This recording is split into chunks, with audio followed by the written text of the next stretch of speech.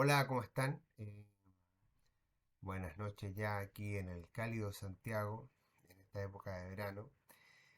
Hoy día voy a hablar de un autor que me gusta mucho, que lo descubrí hace poco. Él es un francés que se llama Michel de Houellebecq o Houellebecq. No sé cuál será la pronunciación en particular, la adecuada. Pero que de todas formas es un muy buen autor. Yo no leo tanta literatura contemporánea, pero sí lo he leído a él con mucha atención. Ya me he terminado seis de sus novelas. Y de alguna otra forma se puede establecer una especie o se puede configurar algo que podríamos llamar un viaje. Este autor es un autor que ya tiene casi 60 años, símbolo en Francia, donde reside, donde vive, debido a que es denominado una especie de sucesor, o más bien dicho, de escritor maldito. De hecho, en parte de de la contraportada de sus libros, se habla de él como un autor nihilista, que se ubica entre el nihilismo y el romanticismo, eh, que por ejemplo tiene la virtud de hacer remecer las conciencias, de hacer el hombre lobo de las letras francesas, un hombre que hinca los dientes, feroz a todo lo que se mueve. Y yo creo que es una muy buena descripción que hace Rodrigo Fresán, por lo demás, respecto a la obra, al menos novelística, de Michel Houellebecq o Houellebecq. Vamos a partir entonces con la que es su primera novela, o su primera novela famosa. Y aquí lo que a mí me gustaría hacer es mostrar una especie de tránsito de cómo este autor va lentamente convirtiéndose en un autor muy reptilista al principio, en la década de los 90, un hombre muy fuerte que dice cosas bastante impactantes y novedosas, y lentamente va rozando otras polémicas que se dan a su figura, por cierto, hasta convertirse ya en la última novela que me tocó leer de él, Aniquilación y Serotonina, en un autor casi romántico, que siempre cultiva dentro de sí una obra que refleja de alguna otra forma algo que podríamos denominar como la esperanza. Eso es lo que me pasa con Jules Beck. Su primera novela es Ampliación del campo de batalla, eh, una novela muy breve, corta, pero muy fuerte, publicada en 1994, que expresa de alguna otra forma una crítica de carácter feroz hacia el capitalismo, pero no las típicas críticas que muchas veces hemos escuchado, que es un sistema desigual, que es un sistema que propicia a los ricos por sobre los pobres, que ahonda las esferas de poder, que hace que la gente más poderosa siga siendo la gente más poderosa y que de ninguna u otra forma con este sistema se puede llegar a lo que pensamos que es el paraíso o una mejor vida para todos. Ah, no, aquí, por supuesto, ese discurso está, las corporaciones existen, la maldad existe, el lado oscuro del hombre, del ser humano, siempre propende, siempre dirigida a la avaricia, siempre triunfa.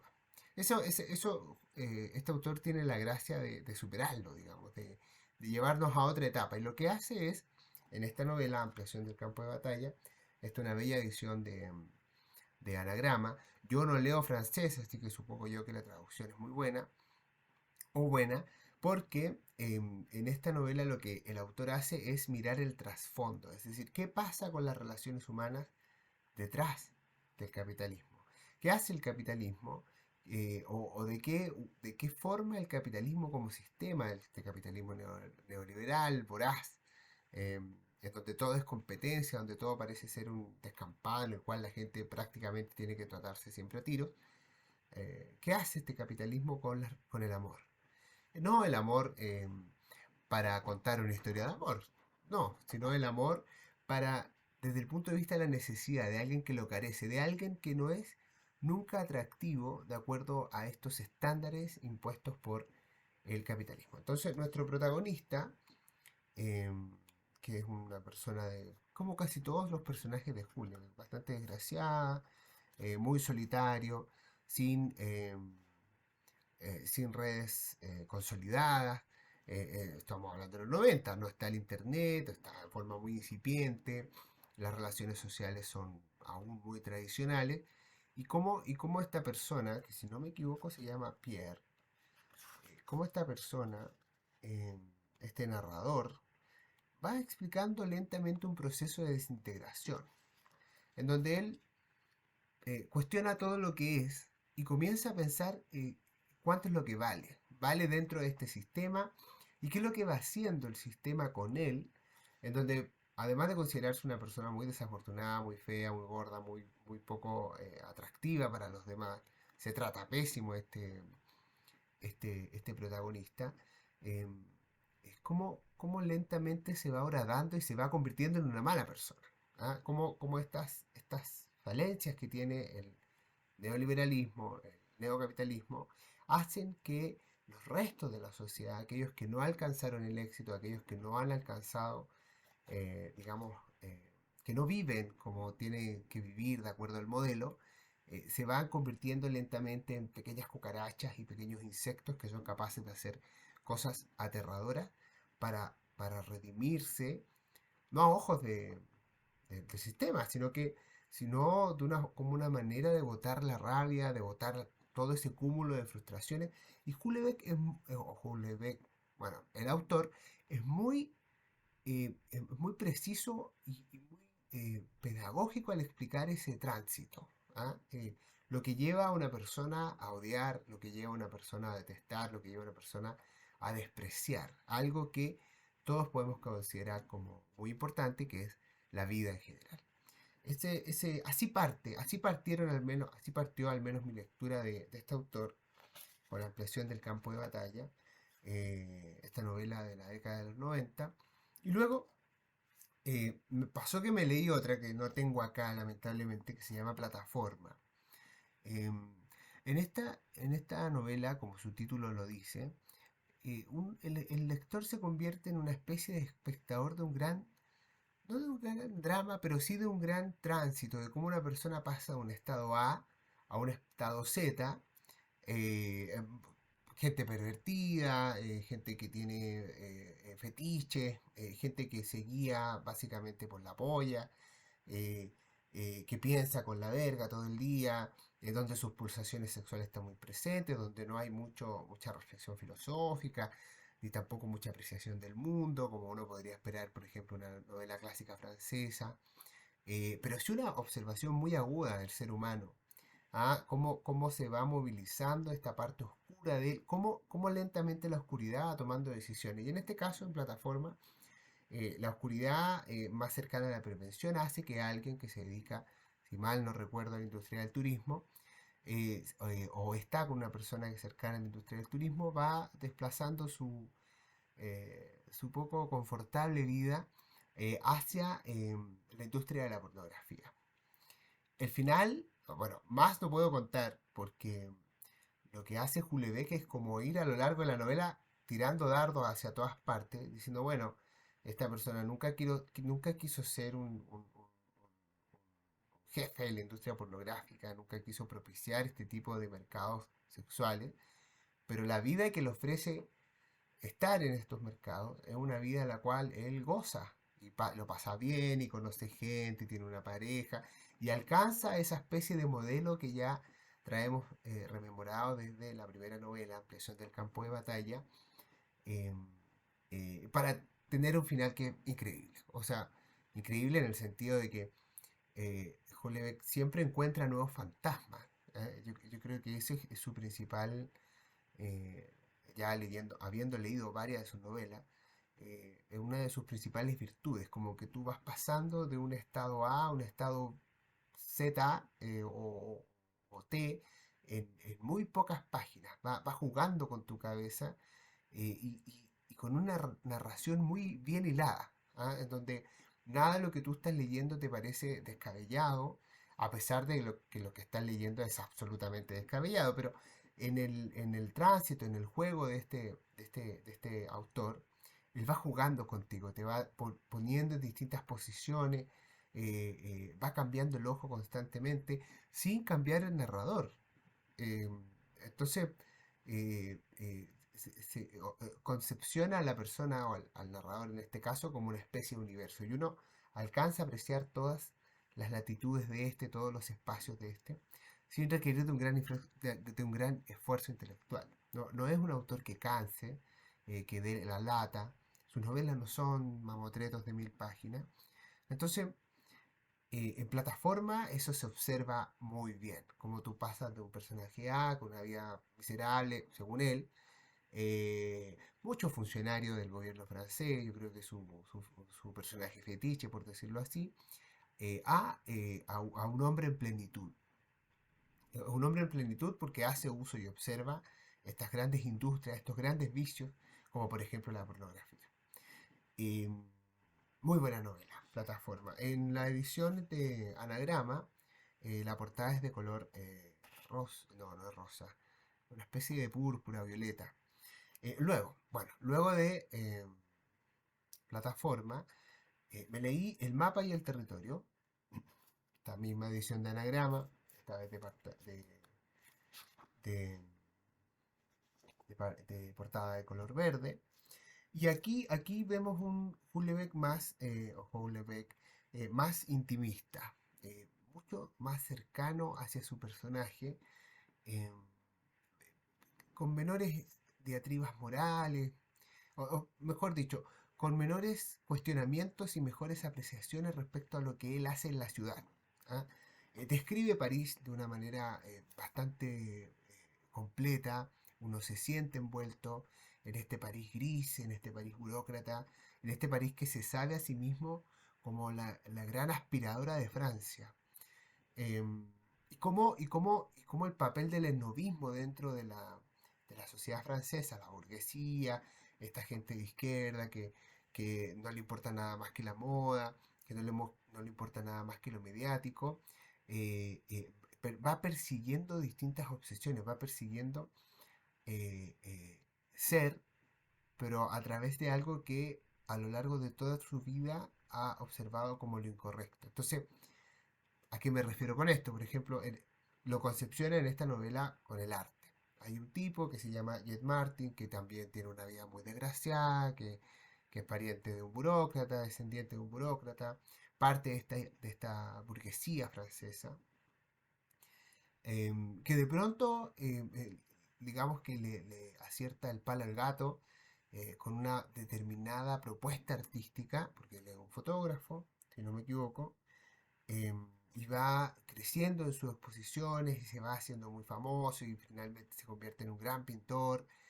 em, pero, pero no a través de un crecimiento del artista propiamente tal, sino de una exhibición de sus obsesiones, de aquellas cosas que siempre han estado en su cabeza y que a la larga a él no le parecen ni felices ni tristes. No vemos a un protagonista que se expande, sino a un protagonista que va transitando lentamente, siendo del mismo volumen a lo largo de su propia miseria.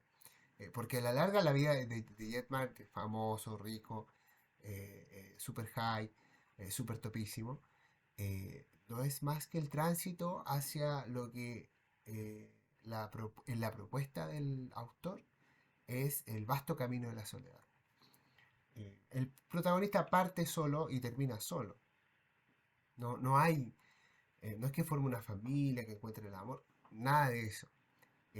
Sigue siendo el hombre miserable de un principio, al cual le han pasado muchas cosas. Muy buena novela, a mí me gustó mucho. Esto es El mapa y el territorio. No recuerdo bien cuándo la escribió, al menos aquí aparece que fue traducida en 2010. Y por tanto, bueno, eh, debemos pensar que de esa fecha. A Houellebecq siempre se le ha, a Houellebecq, bueno, Houellebecq, siempre se le ha, yo no sé hablar francés, siempre se le ha cuestionado esto de ser un poco antisemita, por una parte, trata muy mal a los judíos en general, como que siempre son personajes que están ávidos de dinero y gente llena de moneda, con unos retos muy raros, eh, pero también de islamofóbico, precisamente porque los árabes, en este choque de cultura, Él es muy ávido de mostrar personajes que vengan de esta Francia burócrata, católica, que se hizo grande durante los 30 años de Mitterrand, de Gaulle, otros presidentes entre los 50 y los 70, cuando una sola cierta forma de ser era la forma de ser francés, no la Francia multicultural de ahora, que el autor no sabe tampoco mucho en qué consiste y el protagonista tampoco. Y eso se muestra mediante la confusión que genera este multiculturalismo, este hecho de que vengan africanos, de que vengan árabes, de que vengan judíos, que cada vez vayan tomando posiciones y convirtiendo esa antigua Francia romántica, católica, eh, de la posguerra en una cosa menor y en una Francia incapaz incluso de gobernarse a sí misma. Siempre está, aquí comienza a partir de esta tercera novela, 2010, comienza a aparecer esta sensación de crisis permanente, esta sensación de que las cosas no están tan bien, de que en verdad el sistema es demasiado maldito y miente, eh, y que es implacable al momento de sacrificar a quien tenga que sacrificar para seguir perviviendo. Y así, a su vez exhibe muy bien cómo esta burguesía toma esas decisiones, cómo esta burguesía francesa, que supuestamente es la que está destinada a mentalizar y a organizar a Francia, simplemente se come a todos sus hijos sin importarle qué pasa con ellos, siguiendo detrás la moda y también siguiendo este como designio de ser Francia. ¿Ya? Yo diría que es un autor nacionalista, no sale mucho de su frontera, no recuerdo haber leído cosas que ocurren en Estados Unidos, tampoco algunas en Inglaterra, algunas en Irlanda, algunas en España, otras en Italia, pero no sale de Europa, sino solo para destacar y observar lo malo, ¿ah?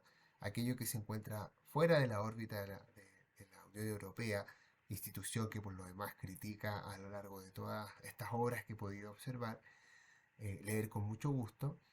em, Todo aquello que está fuera de la Unión Europea es malo, es una cosa, es poco menos que un tumor que se pega a esta Francia y la absorbe con el fin de poder convertirla en otra cosa. Y esa otra cosa va apareciendo con sus otras novelas, las novelas que suceden, que son Aniquilación, eh, que es del año, lo digo de inmediato, del año 2022, Serotonina, que es del año 2019, y Sumisión, que si no me equivoco es del año 2017. Entonces, una vez ya establecidos estos enemigos de la Francia tradicional, eh, que uno sabe que Houellebecq, el autor, odia, de alguna u otra forma, todos sus personajes son hijos de esta Francia tradicional, burócrata, mejor dicho, eh, muy estatista, de empresas estatales, que gobernaba Argelia, que tenía colonias.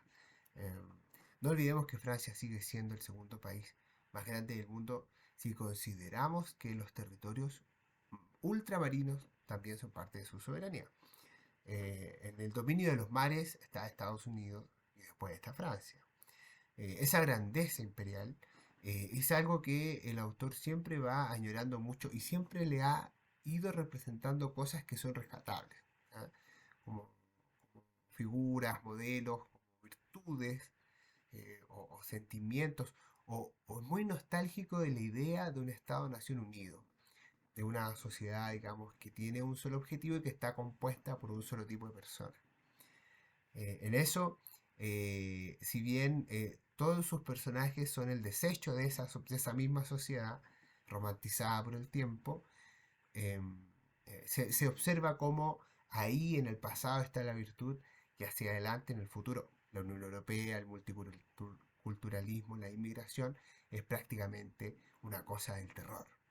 Y esta cosa del terror se manifiesta en estas siguientes novelas que son Sumisión, Aniquilación y Serotonina, que son las que he leído. De eso estamos haciendo el video, de estas 6 novelas de este autor francés. Es cómo van apareciendo estos fantasmas, este fantasma de los árabes que inundan París y comienzan a hacer lo que quieren, cómo la tradición, cómo este choque de civilizaciones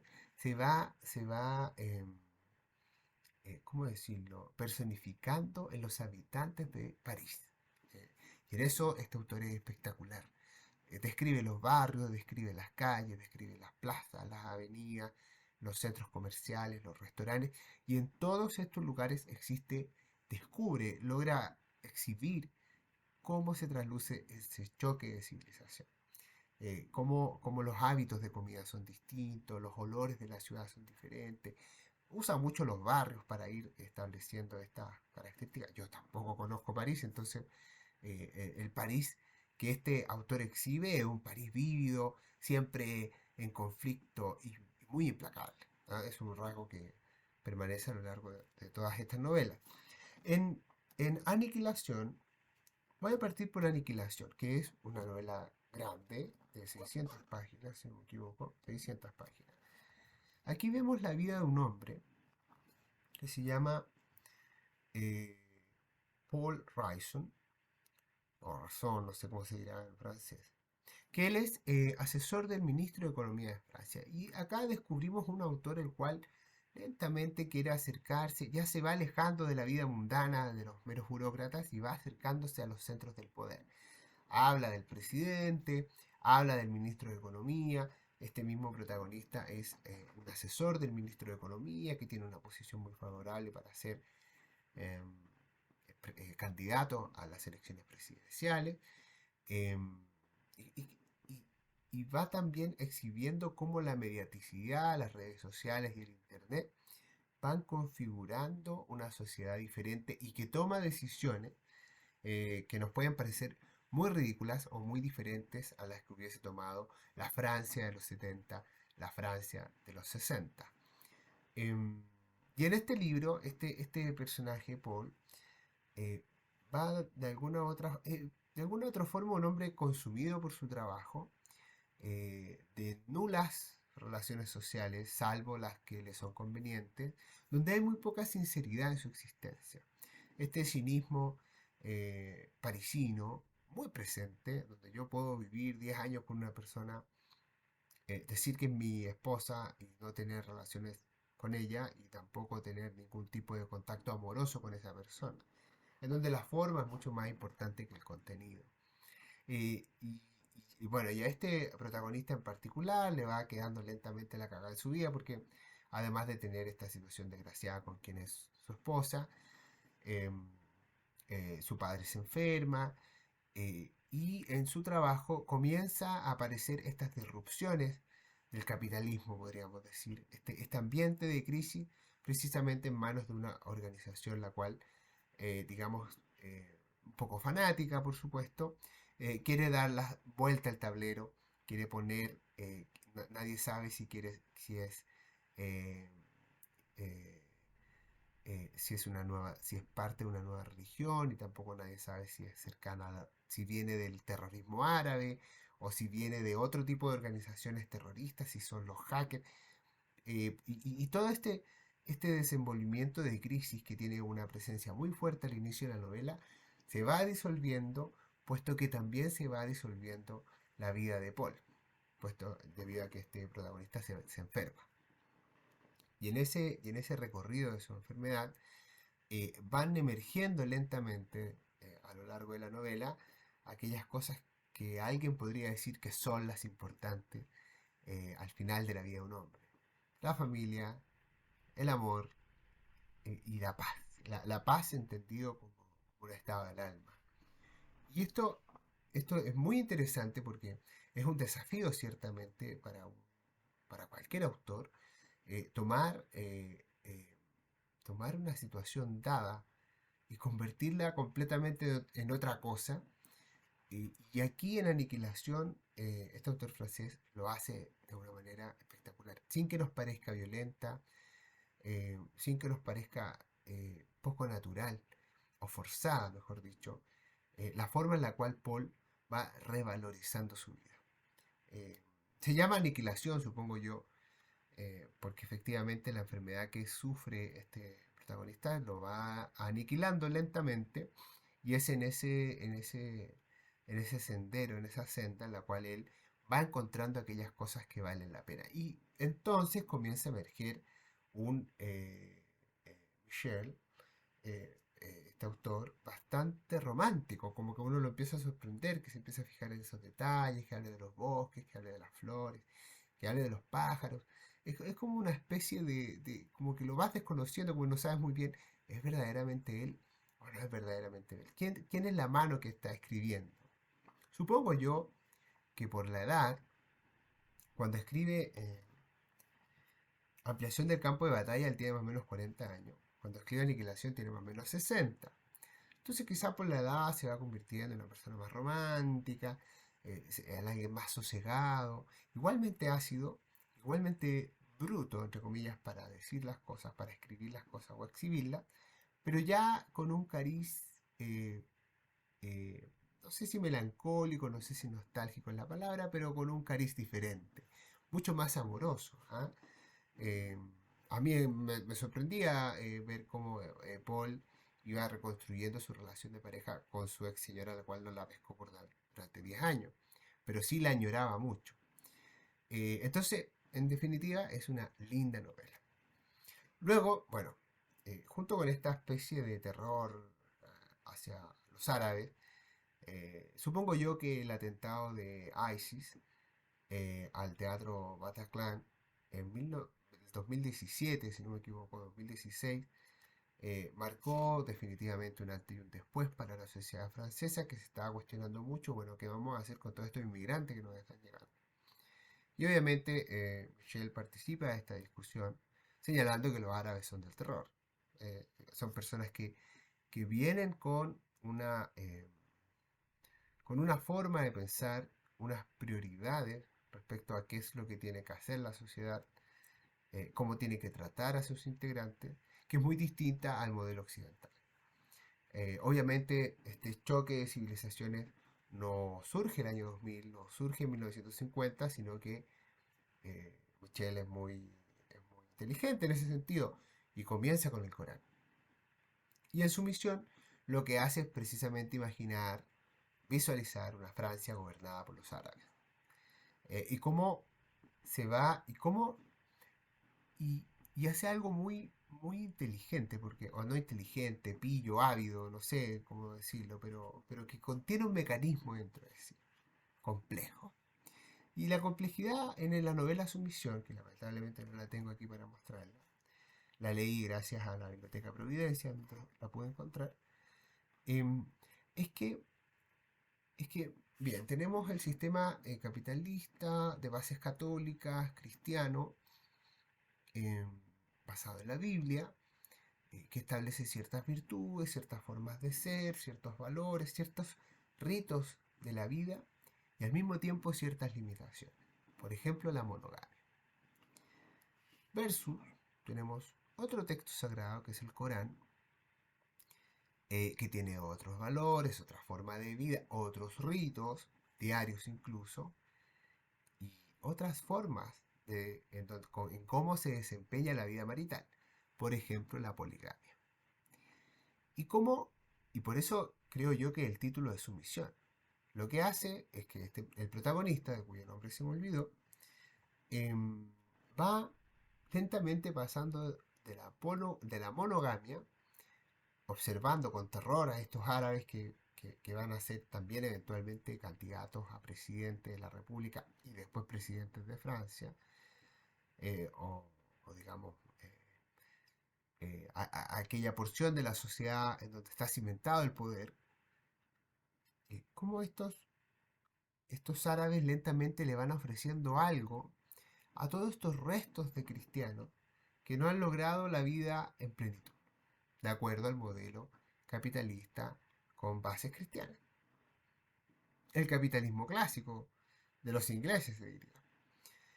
Y, y lentamente el Corán, el Islam, le va ofreciendo el espacio de cobijo a estas personas que no lograron lo que tendría que haber logrado en su vida, entre comillas, por supuesto, en cuanto al modelo, eh, con la monogamia.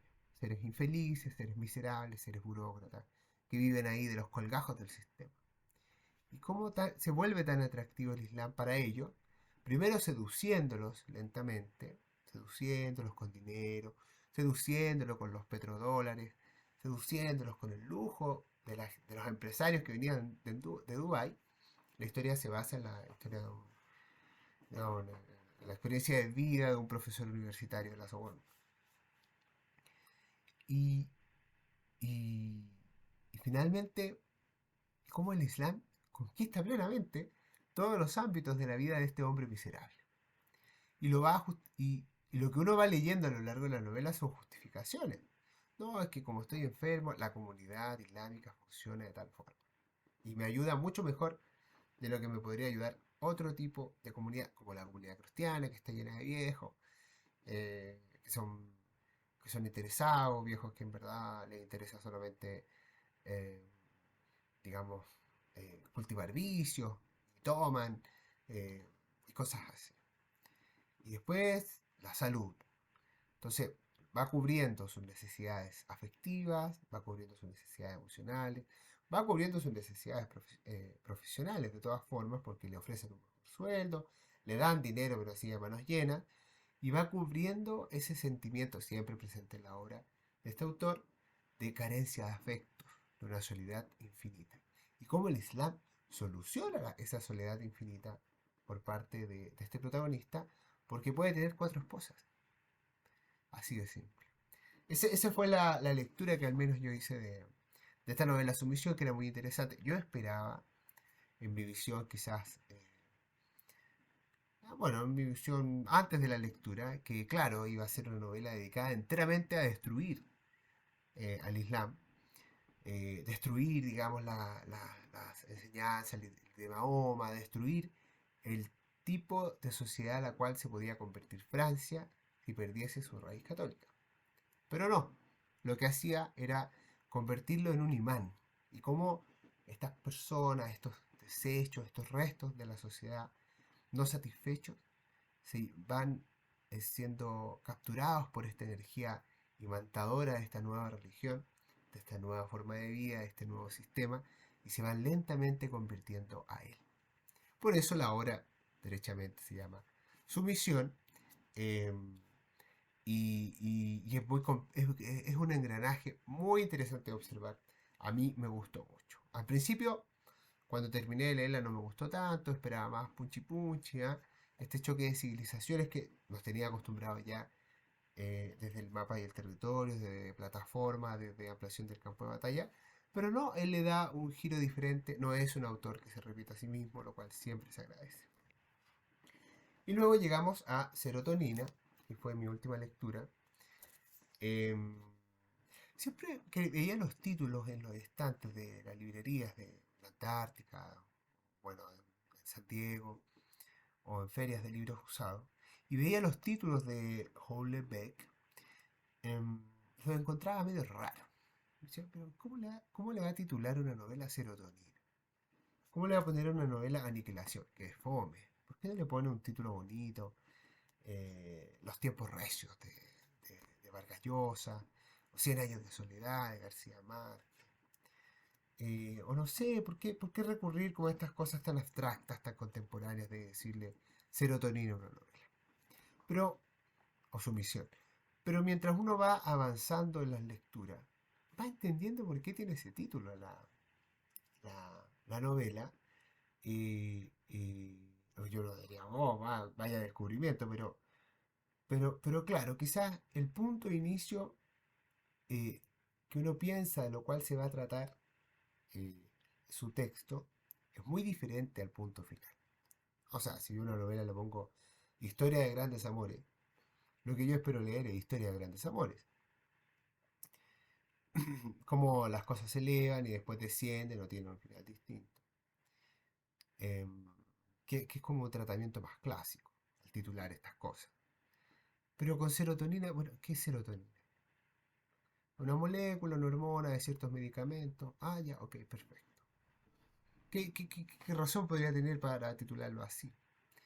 Lo que hace este autor con serotonina, creo yo en mi lectura de un lector no tan a veces, no tengo estudios en literatura, simplemente me gusta leer mucho. Es realmente lo que hace es convertir a este libro en una expresión de serotonina. Cómo el protagonista lentamente va, eh, que una persona muy triste, muy miserable, un burócrata, en este caso del Ministerio de Agricultura, que se llama Florent, em, cómo va, eh, perci- además de comenzar a medicarse con serotonina, con un medicamento que se llama Carpix, Captorix, perdón, un antidepresivo que libera serotonina, cómo, cómo tú vas percibiendo a lo largo de la lectura de la novela cuando aparece, cuando él funciona con serotonina en su cabeza y cuando no funciona con serotonina en su cabeza. Tú no sabes si él se traga la pastilla, si bebe la pastilla o no. Te lo va contando, pero no todos los días, no a cada rato. Pero uno va percibiendo cuando él deja de ser un hombre tan depresivo en su voz, en la narración misma, y pasa de repente a ser un hombre que está muy contento cuando, por ejemplo, le dispara a los patos en una bahía en la costa normanda. Y uno queda realmente sorprendido porque en la página 200, claro, en la página 200, 250, va entendiendo esa propuesta del autor.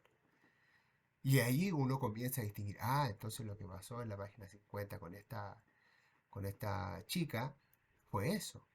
Este impulso que él tuvo de repente de ir a comer unos sándwiches en un restaurante en París, fue eso. Eh, y, y ahí, claro, se vuelve una propuesta muy espectacular, muy grata, digamos, de descubrir. eh, y claro, por supuesto, la conclusión de que la lectura de la novela vale la pena. Este autor ha sido varias veces, mm, digamos, propuesto para el Nobel, tiene sus detractores, por supuesto. Yo diría que ojalá todo el mundo lo leyera para que dejara de tener tantos detractores. Yo creo que es más su figura mediática lo que hace que la gente de alguna u otra forma se pueda predisponer en su contra por ser pervertido, por hablar de cosas muy incómodas como la pedofilia, los asesinatos, mucha sangre, eh, mucha implacabilidad, muchas armas también. Pero detrás de toda esa cosa un poco inmunda, debajo de ella hay un mundo de sentimientos muy complejos, profundo. Hay vidas muy desgraciadas. Uno logra desarrollar mucho la empatía también de cuán importante pueden ser ciertos eventos que a personas que a uno le pueden parecer prácticamente cosas banales que ocurren del día a día. Y cómo, por ejemplo, otras personas van adquiriendo trascendencia mediante la constante ejecución de los ritos, mediante la constante ejecución de ciertas conductas que las salvan de sí mismas. Um, eso me parece genial, genial en Cullever. Bueno, la academia sueca, siempre ha sido, es poco, no le gusta quizás mucho nombrar, digamos, elevar al panteón de los Nobel de Literatura a autores que sean tan polémicos. Y esa polémica, estas polémicas que han ido surgiendo en torno a su obra, no está condenado por una fatua, como el caso de este autor que le dispara en el ojo, que escribió, se me acaba de olvidar, lo tengo en la cabeza, de lentes, peladito, es Salman Rushdie, de, ¿cómo eran los versos de el nombre, o sea, el nombre del libro por el cual él fue condenado, en los versos satánicos?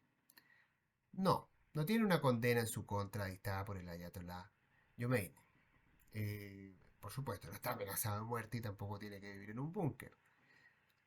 Pero sí su figura es de estos escritores que a su alrededor generan discusiones. Facultad o virtud o atributo, mejor dicho, que no tiene Murakami. Murakami, autor japonés, también siempre todos los años nominado, todos los años comentado como futuro ganador del Nobel.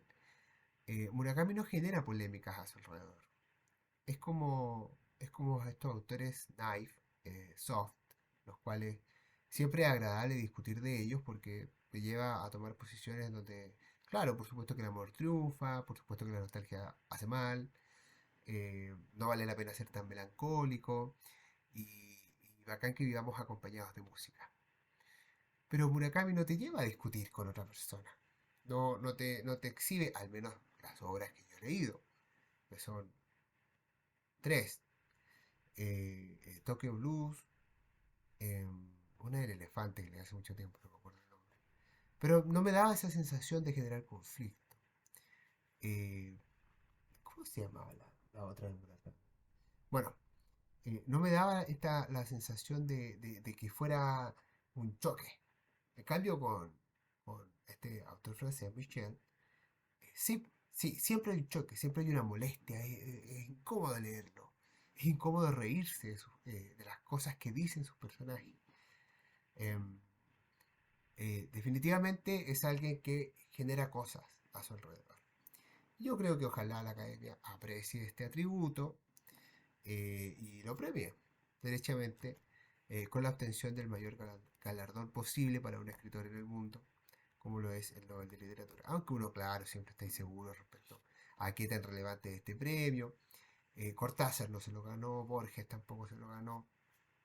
Hay una larga tradición de escritores que no se lo han ganado, eh, pero que de alguna u otra forma eh, eh, hacen entretenida conversar respecto a la literatura. Porque, claro, uno va tomando posiciones, ¿qué importa la obra o el artista? ¿Con qué nos quedamos? ¿Ah? No sé cómo será leído Michel en 100 años más. No sé si Francia en algún momento va a tener un presidente de origen árabe o que profese derechamente el Islam. Eh, Ahí, claro, Michel se va a tomar como un visionario, Michel se va a tomar, de acuerdo a la lectura oficial de ese entonces, como básicamente un autor islamófobo, por lo tanto habrá que prescribirlo.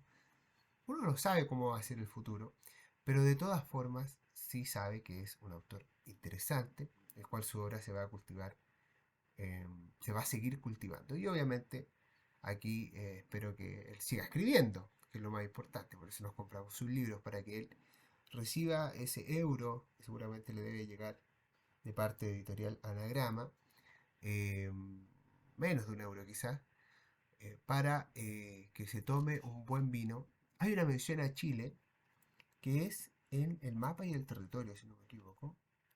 Sí, el mapa y el territorio, en donde en un momento el protagonista se vuelve un poco loco. No, no el protagonista va a visitar a un amigo pintor porque quiere pedirle una foto, quiere pedirle una pintura, a unas casas bastante aisladas en Irlanda, muy grises, muy de praderas verdes, infinitas, con un mar que es tan lacónico que llega a ser molesto. Y esta persona vive en depresión constante, es una especie de pintor maldito también. Eh, y y el protagonista se va a acercar a él porque busca interesarle por algo. No me acuerdo si quiere sacarle alguna información o quiere pedirle una autorización o una venta de un cuadro. Em, o que lo ayude a pintar o que pose para él. Tendría que releer la novela.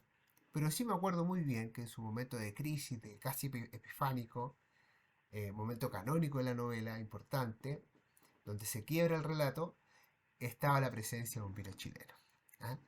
No dijo de qué viña era, ni tampoco de qué valle, pero sí decía explícitamente que era un vino chileno. Así que esa es la mención que les puedo decir de Michel Houellebecq o Houellebecq o Houellebecq, eh, autor francés de más o menos 60 y tantos años, el cual hemos comentado el día de hoy. Así que eso, muy buenas noches, que estén muy bien. Ojalá poder hacer próximamente otro video con otro autor, no sé cuál será, pero siempre interesante y grato hablar de literatura. Nos vemos, chao.